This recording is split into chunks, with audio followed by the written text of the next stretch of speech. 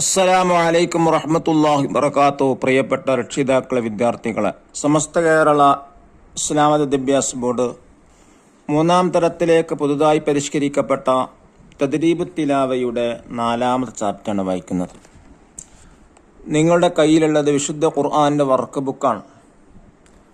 ഇതിൽ ചെയ്തിട്ടാണ് നിങ്ങൾ ഇത് ഉപയോഗിക്കേണ്ടത്. ആദ്യമായി അഷ്ഹർ മുഹറം മാസത്തിലാണ് ഈ ചാപ്റ്റർ തീർക്കേണ്ടത്. അദദിൽ ഫുസൂരി 24 പീരീഡുകളാണ് ഇതിന് വേണ്ടത്. മഖ്ത ഷഹർ മിൻ അവലി സൂറത്തിൽ ജുമുഅ ഇലാ ആഖിർ സൂറത്ത് തഹ്രീം. ഈ മാസത്തിൽ പഠിക്കേണ്ടത് ജുമുഅ സൂറത്തിന്റെ ആദ്യം മുതൽ തഹ്രീം സൂറത്തിന്റെ അവസാനം വരെയുള്ള ആയത്തുകളാണ് ഓതി പഠിക്കേണ്ടത്. മഖ്തഉൽ തഹ്ഫീദ് സുവരി സൂറത്തുൽ ഖാരിഅ 4 ഫുസൂൽ. ഈ മാസത്തിൽ ഹിഫ്ളായിട്ട് അഥവാ കാണാതെ പഠിക്കേണ്ട സൂറത്ത് ഖാരിഅ സൂറത്താണ്. 4 പീരീഡിനകം കൊണ്ടാണ് പഠിക്കേണ്ടത്. സൂറത്തുൽ ഖാരിഅ തഹ്ഫീൽ ഖാരിഅ സൂറത്ത് കാണാതെ പഠിക്കാനുള്ള ഓഡിയോ QR സ്കാൻ മുഖേന കൊടുത്തിട്ടുണ്ട്.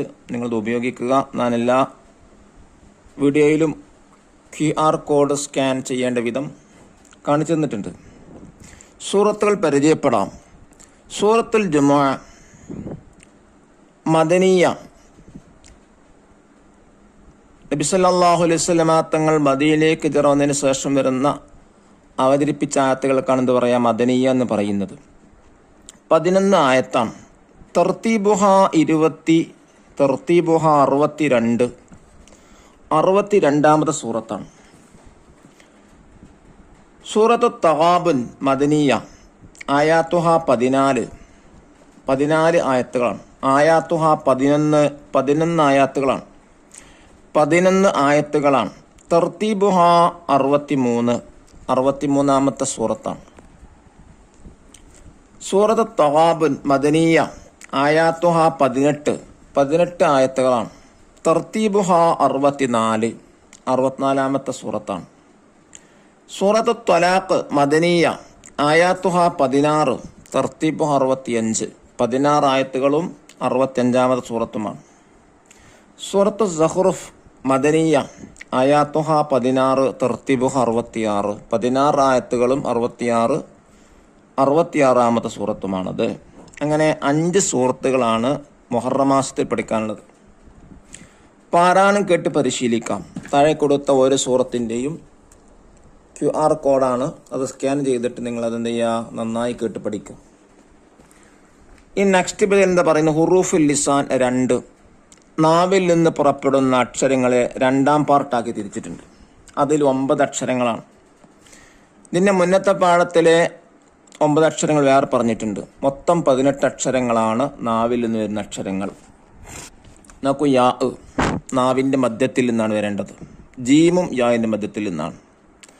ത്വാ, നാല്, സാ, ലാ, സ്വാദ്, റാ, ലാദ്. ഇതൊക്കെ നാവിൻ്റെ തലയിൽ നിന്നാണ് ഈ അക്ഷരങ്ങളൊക്കെ വരേണ്ടത്. സ്വാദ്, സാ, ലാ, ജീം എന്നീ അക്ഷരങ്ങൾ വരുന്ന 2 പദങ്ങൾ വീതം പാഠഭാഗത്ത് നിന്ന് കണ്ടുപിടിക്കാം, എഴുതി പരിശീലിക്കാം.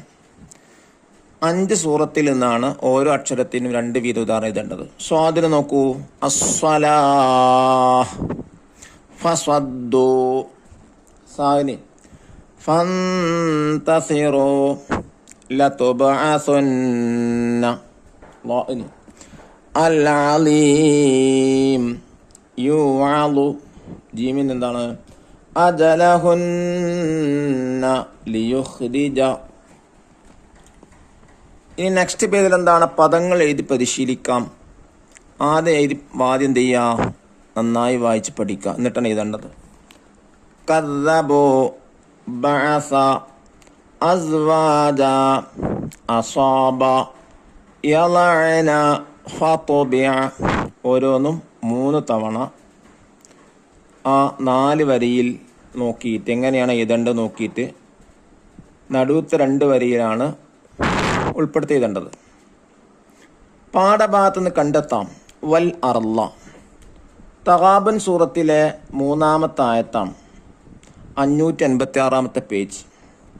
ബഷീർ അതും തഗാബുൻ സൂറത്തിലെ 2-ാമത്തെ ആയത്താണ്, 556-ാമത്തെ പേജ്. തുജ്സൗന സൂറത്ത് തഹ്രീം 7-ാമത്തെ ആയത്ത് 560-ാമത്തെ പേജ്. തൗബതൻ നസൂഹ സൂറത്ത് തഹ്രീം തന്നെയാണ്, 8-ാമത്തെ ആയത്ത് 561-ാമത്തെ പേജാണ്. നമുക്ക് ശീലിക്കാം, ഗ്രഹിക്കാം. തെറ്റുകൾ സംഭവിച്ചാൽ ക്ഷമ ചോദിക്കുന്നതും മറ്റുള്ളവർക്ക് മാപ്പ് കൊടുക്കുന്നതും സൽഗുണമാണ്. സൽ സ്വഭാവമുള്ള നല്ല സ്വഭാവമുള്ള മനുഷ്യർക്ക് മാത്രമേ ഈ പറയപ്പെട്ട ഗുണം ഉണ്ടാവുള്ളൂ. എന്തെങ്കിലും തെറ്റ് സംഭവിച്ചാൽ ക്ഷമ ചോദിക്കുക, മറ്റുള്ള ആൾക്ക് മാപ്പ് കൊടുക്കുക.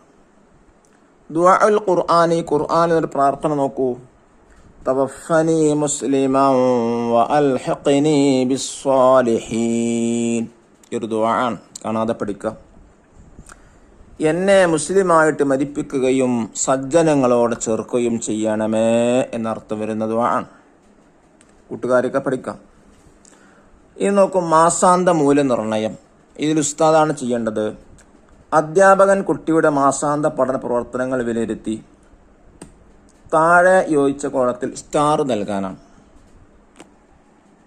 മുംതാസ് മികച്ചത്, ജയ്യിദുൻ ജിദ്ദ ഏറ്റവും നല്ലത്, ജയ്യിദ് നല്ലത്, ഗൈറ് ജയ്യിദ് നല്ലതല്ല എന്നിങ്ങനെ കുട്ടിക്ക് അനുയോജ്യമായ കോളത്തിൽ സ്റ്റാർ നൽകേണ്ടതാണ്. അല്ലാഹു തആല അനുഗ്രഹിക്കട്ടെ. അസ്സലാമു അലൈക്കും വറഹ്മത്തുള്ളാഹി വബറകാതുഹു.